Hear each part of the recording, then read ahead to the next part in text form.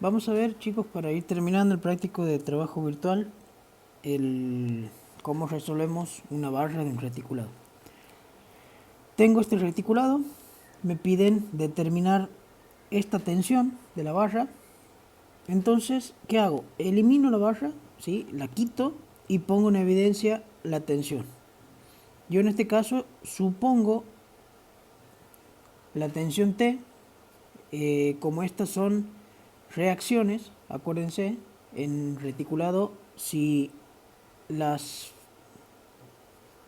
las direcciones de las fuerzas se enfrentan, estamos hablando de que aquí está sometida a un esfuerzo de tracción, y si el sentido lo hubiese supuesto en estos sentidos, hubiésemos estado asumiendo que es compresión. Aquí entonces saco la barra, pongo la tensión que yo he supuesto que está sometida a tracción.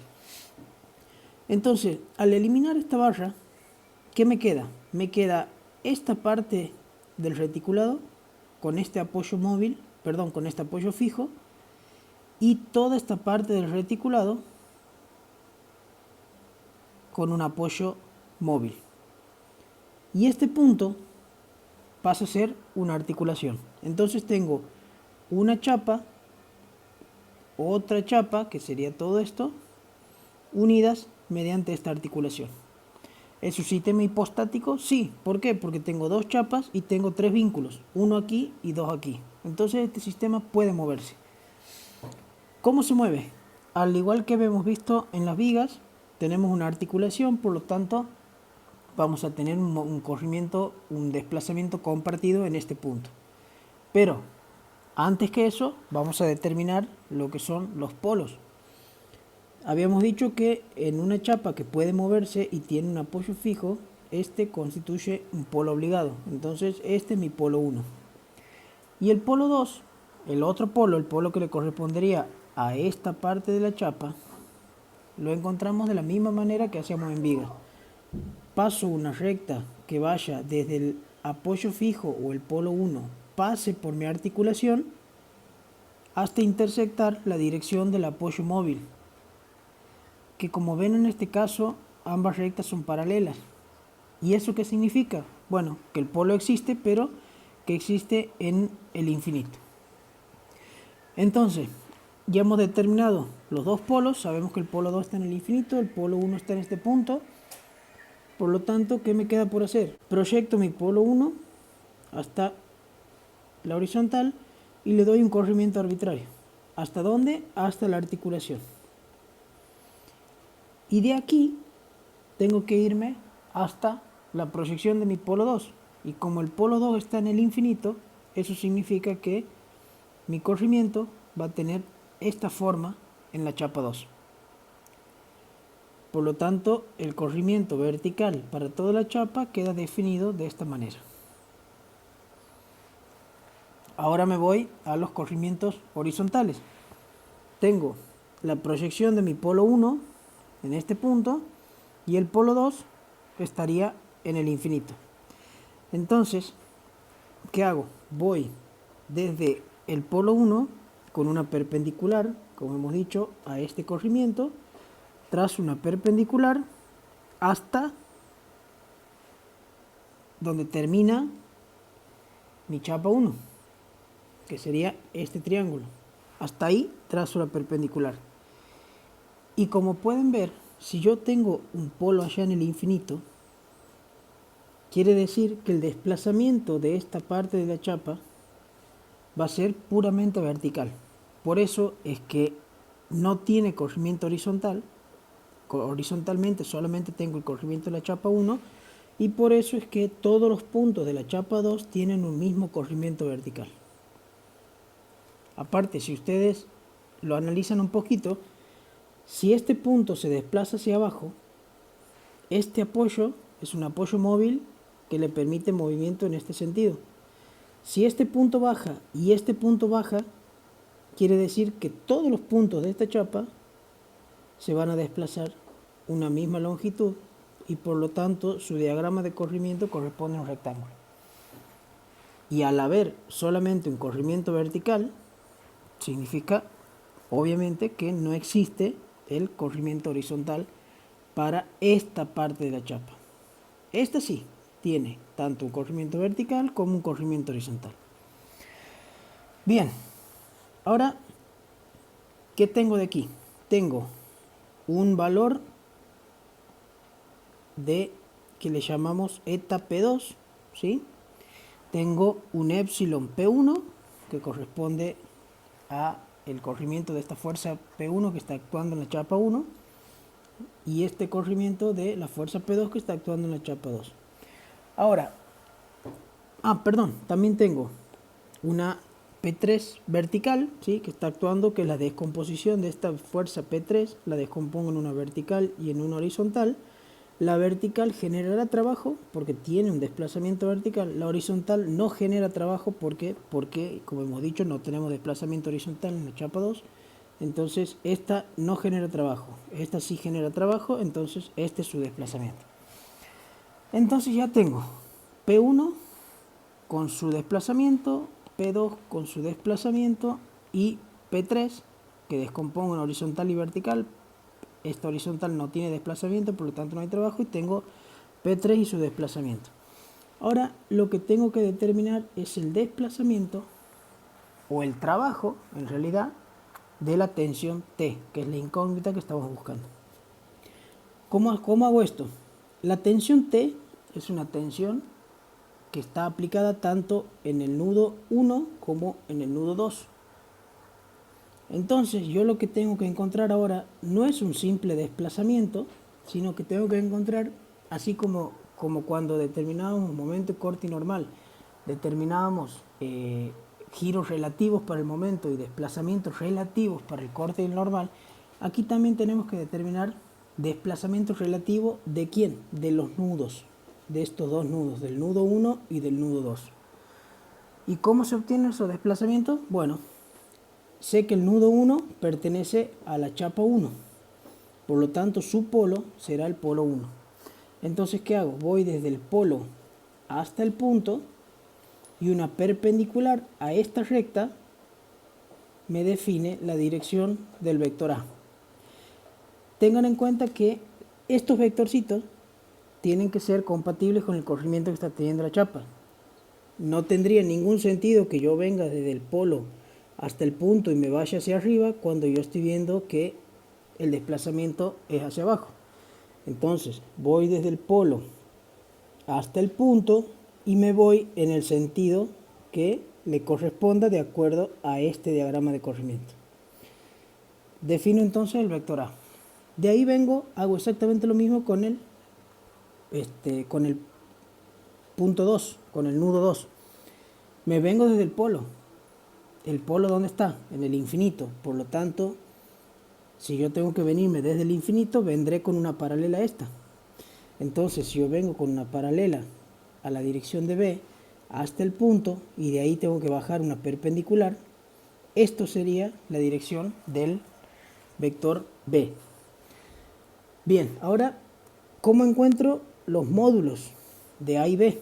Bueno, me paro en el corrimiento vertical a la altura de donde está actuando el vector A, que sería en el nudo 1, y trazo una paralela al vector A por este punto. Donde intersecta con la horizontal, ¿sí? Trazo una horizontal, me fijo, este sería el corrimiento vertical de este punto. Entonces, por este extremo trazo una horizontal, por este punto trazo una paralela al vector A1, donde se intersectan, ahí tengo el módulo de mi vector, que aquí lo hemos llamado A1. Hago de la misma manera con el nudo 2. Vengo hasta el corrimiento, bajo, ¿sí? Una paralela al vector B e intersecto con la horizontal y resulta que este valor de B1 corresponde al desplazamiento vertical que tiene la chapa.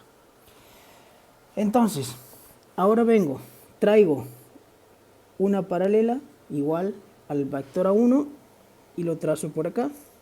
Traigo una paralela al vector B1 y lo trazo para acá, obviamente con su módulo y sentido. Este vectorcito le llamo el vector AB. Ahora, ¿cuál va a ser mi delta? Este no es el delta. Esto es la resultante entre es el corrimiento relativo entre el vector A y el vector B. Pero yo necesito conocer ese corrimiento relativo en la dirección de la tensión, que en este caso en particular, la dirección de la tensión coincide con la dirección del vector AB. Por lo tanto, este delta, que será el desplazamiento por el cual yo debo multiplicar la tensión para obtener el trabajo, es igual directamente al vector AB, que es, aquí lo he puesto como 0,7. Entonces, habiendo encontrado mi delta para la tensión, lo que me queda ahora es plantear la sumatoria de trabajo virtual igual a 0. ¿Qué voy a tener? Tengo mi fuerza P1 por epsilon de P1, donde epsilon de P1 y P1 van en el mismo sentido, entonces tengo P1 por epsilon de P1, trabajo positivo, más P2 y eta de P2, ambos van en el mismo sentido, por lo tanto su trabajo será positivo, entonces tengo más P2 por eta de P2. Luego, ¿quién tengo? Habíamos dicho que P3 no tiene desplazamiento horizontal, por lo tanto esta no genera trabajo, pero P3 vertical sí, y su corrimiento va en sentido contrario, por lo tanto su trabajo va a ser negativo. Entonces tengo menos P3 vertical por eta de P3. ¿Qué más tengo? Ya hemos resuelto P1, ya está P2, ya está P3. La única que me queda es la tensión. ¿Cómo determino el signo del trabajo? O cómo determino, claro, el signo del trabajo de la tensión T. Bueno, si yo he dicho que con esto, poniendo poniendo los sentidos de la tensión T en ambos nudos enfrentados, estoy suponiendo que es una tracción. Yo supongo que esta barra está sometida a tracción. Entonces, T va a ser positivo. Más la tensión T, porque el supuesto de tracción, por eso es positivo. Si lo hubiese supuesto de compresión, o sea, si yo hubiese supuesto que los sentidos eran estos, yo tendría que haber puesto aquí menos T. Pero como supuesto de tracción, va T. Por delta. Delta, ¿qué signo tiene? ¿Positivo o negativo? Bueno, esto va a depender de qué pasa con estos vectores, o mejor dicho, con estos nudos. Inicialmente, el nudo 1 y el nudo 2 están en esta posición. Pero luego de un desplazamiento, fíjense que el nudo 1 pasa a esta posición y el nudo 2 pasa a esta posición. Esta distancia que tienen originalmente el nudo 1 y el nudo 2, ahora pasa a ser esta distancia. O sea, esta distancia es menor que esta. Por lo tanto, cuando la distancia entre los nudos se achica, decimos que su corrimiento relativo es negativo. Cuando esta distancia se agranda, es positivo. Por ejemplo, si el vector B hubiese ido hacia arriba, ¿sí?, en ese caso los puntos se alejan, ¿sí? Después de un desplazamiento, el punto B, el punto 2 estaría aquí y el punto 1 estaría aquí. Esta distancia sería mayor que esta, entonces este delta sería positivo. En este caso es negativo por menos delta. Lo único que me queda de aquí es despejar la tensión T.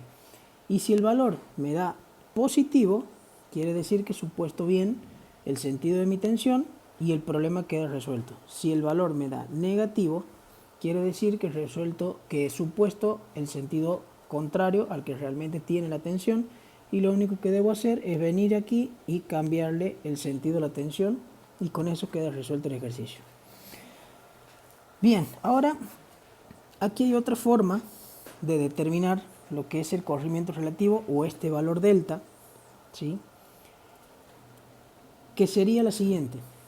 Tengo este mismo esquema, este mismo diagrama de corrimiento lo tengo aquí. Y tengo mi valor. Si se fijan, hasta este punto llego con el desplazamiento de la chapa 1. A partir de este punto, esto es el desplazamiento de la chapa 2. Si yo quiero encontrar el desplazamiento relativo entre ambos puntos, y solo si mi sistema cuenta con una articulación, puedo aplicar este método que les voy a explicar ahora. Siempre que tenga una articulación que una las dos chapas, puedo aplicar este método. Si no, tengo que aplicar este sí o sí. En este caso tengo una articulación. Entonces, ¿qué debo hacer?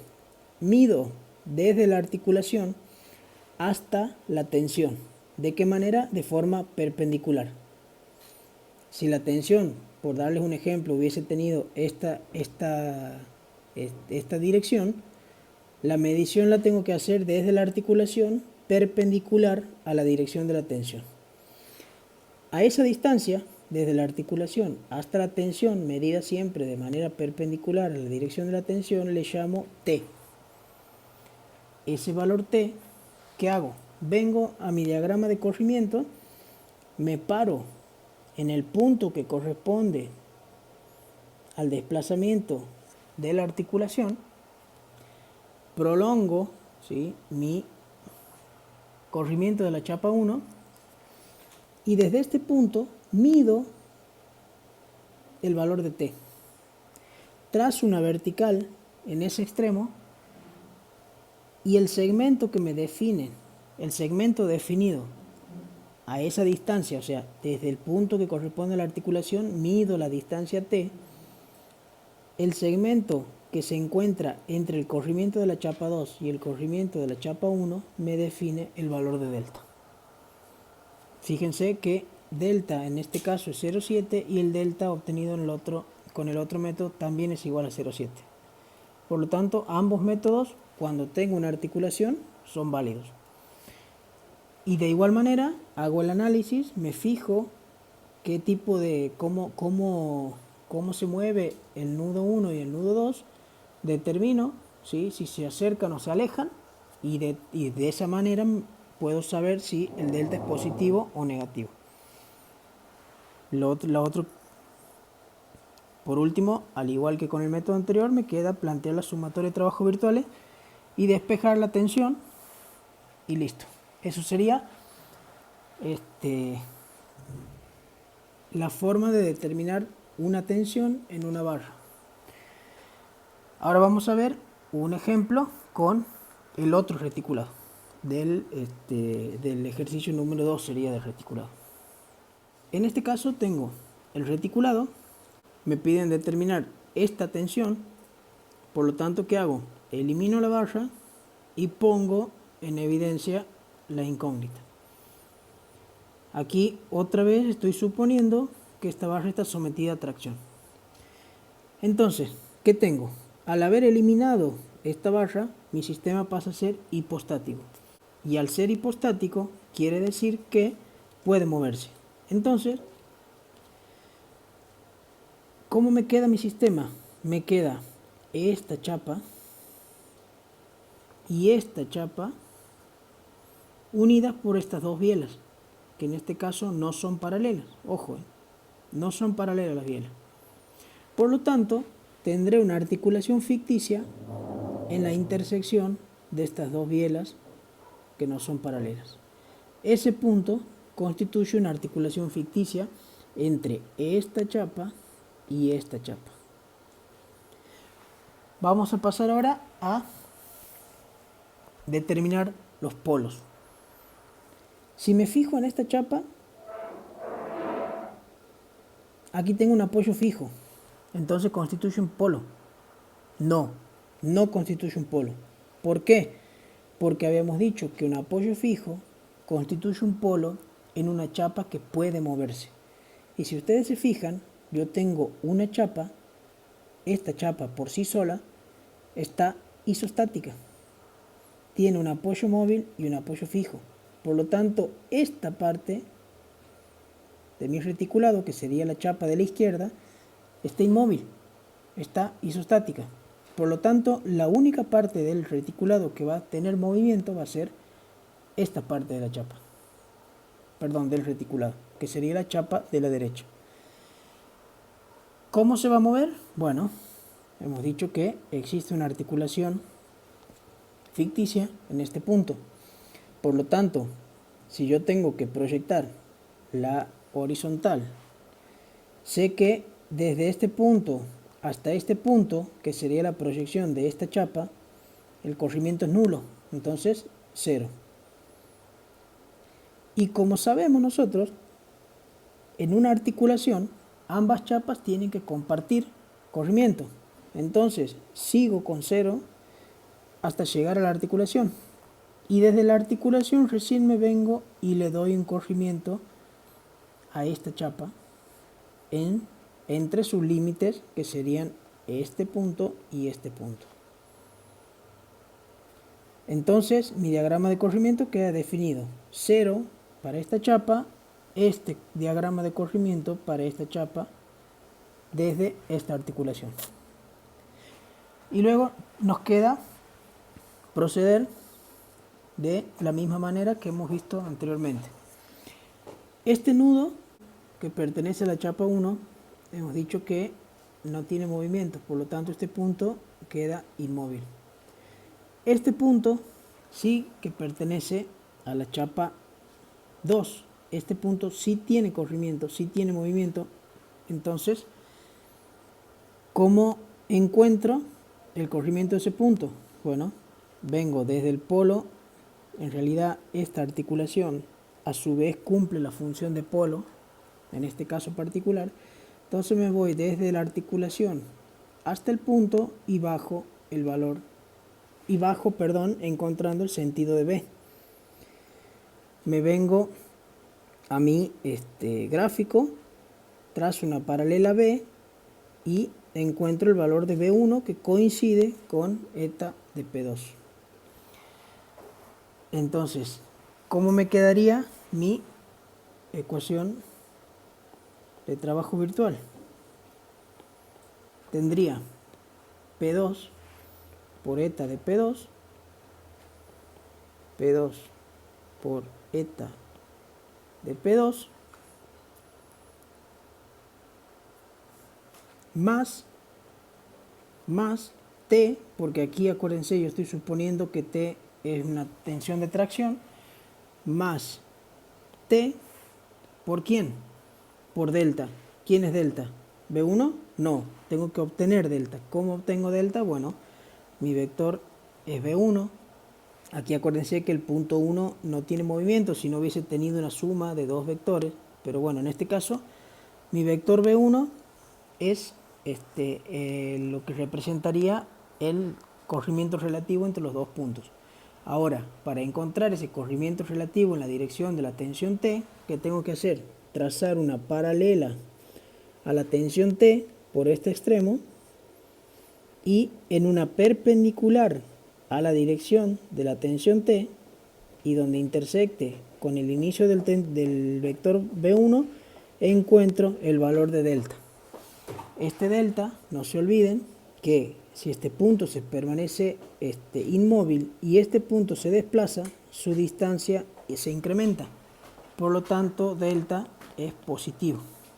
Entonces me quedaría más T, que el supuesto de tracción por eso es positivo, por el valor de delta. Despejando de esta expresión la tensión T, obtengo la incógnita que estoy buscando y si me da positivo está bien, si me da negativo tengo que venir y cambiar el sentido de la tensión en esta barra. De esta forma obtenemos la tensión en la barra. He decidido hacer una barra de cada ejercicio para que todos tengan más o menos un ejemplo de cómo resolver en el caso de el ejercicio 1 y el ejercicio 2 del reticulado. Ahora vamos a pasar a otro ejercicio donde vamos a ver un reticulado que, digamos, en general, que lo he sacado de la guía de teoría, Para mostrarles un ejemplo más de cómo se procede para determinar la tensión en barra. En este último ejemplo vamos a ver un reticulado que lo he sacado de la guía de teoría, donde nos piden determinar esta tensión.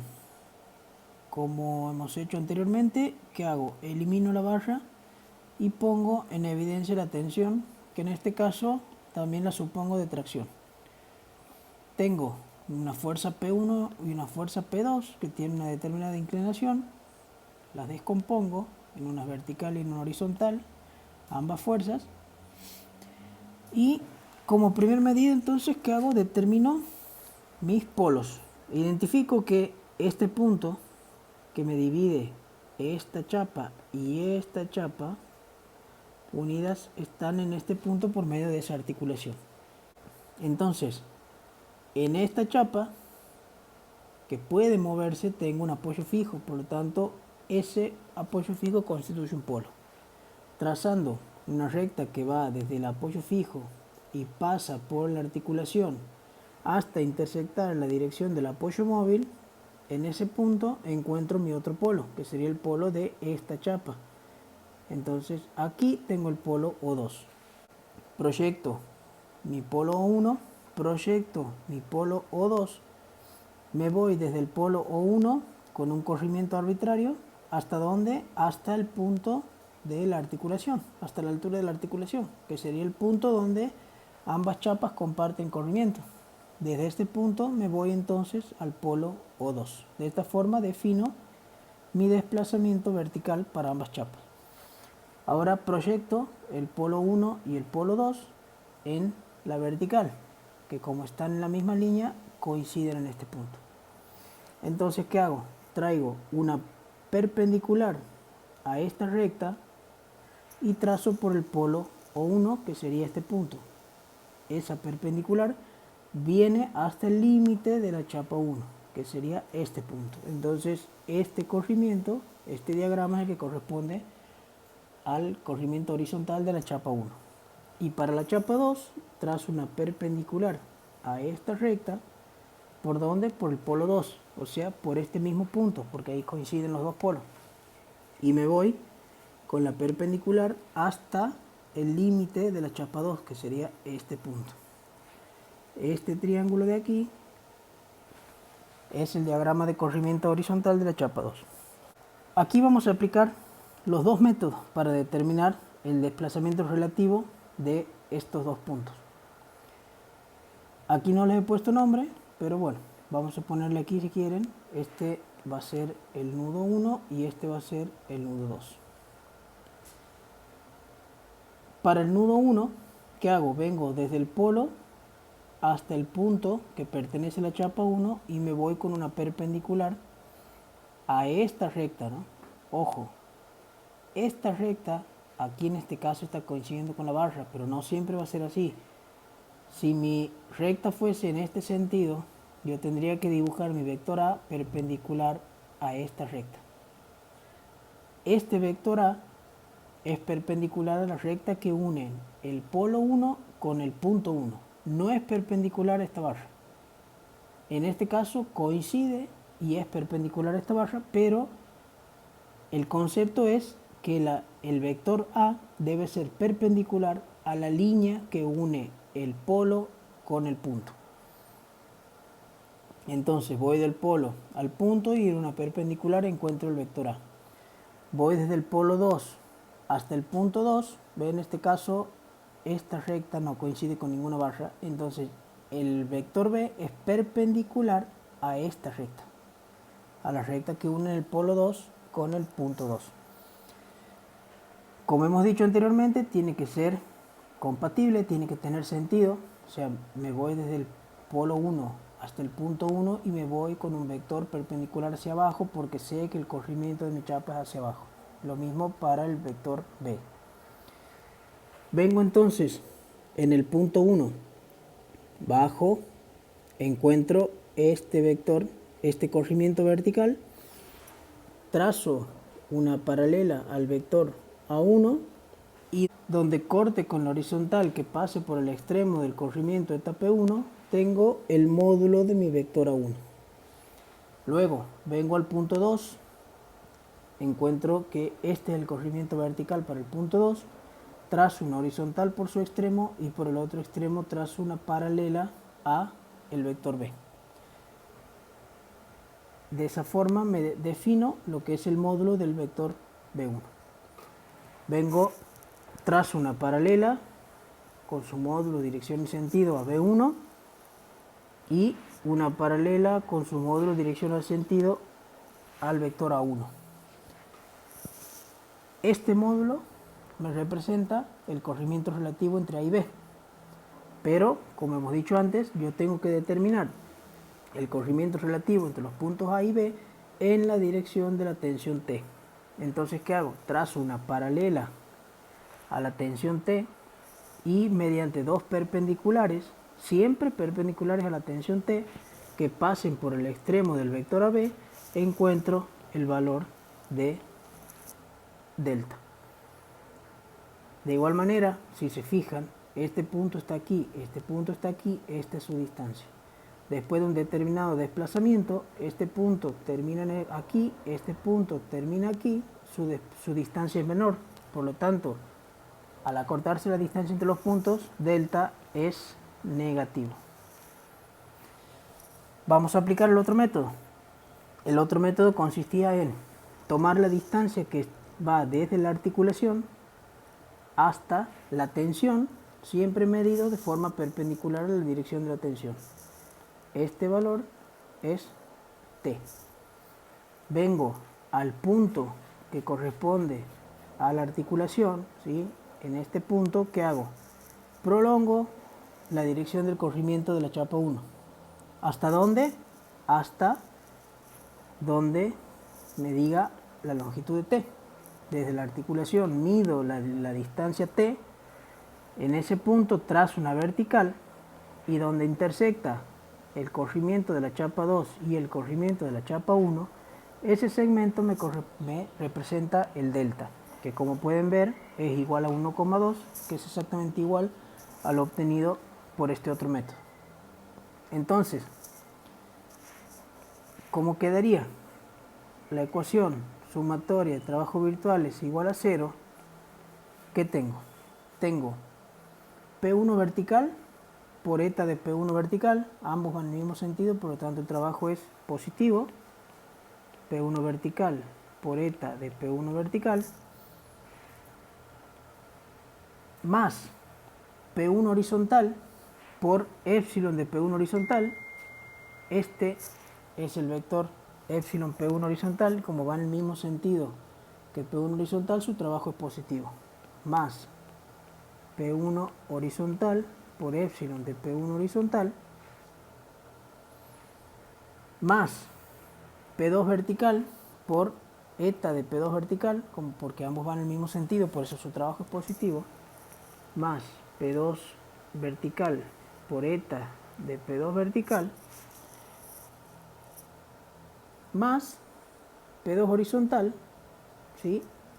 Por épsilon de P2 horizontal. Épsilon de P2 horizontal va en este sentido, P2 horizontal va en este sentido, entonces su trabajo es positivo. Más P2 horizontal por épsilon de P2 horizontal. Y luego me queda el trabajo de la tensión. En este caso hemos dicho que suponemos T como tracción, entonces va a ser más T positivo por delta, que en este caso como se acercan, la distancia disminuye, nos queda por menos delta, igual a 0. De esta expresión despejo mi tensión T. Si es positiva, bien determinado, bien supuesto el sentido de la tensión. Si es negativo, debo venir y cambiar el sentido de la barra. De esta forma terminamos con lo que es el práctico de trabajo virtual. Cualquier duda, estoy a disposición. Saludos.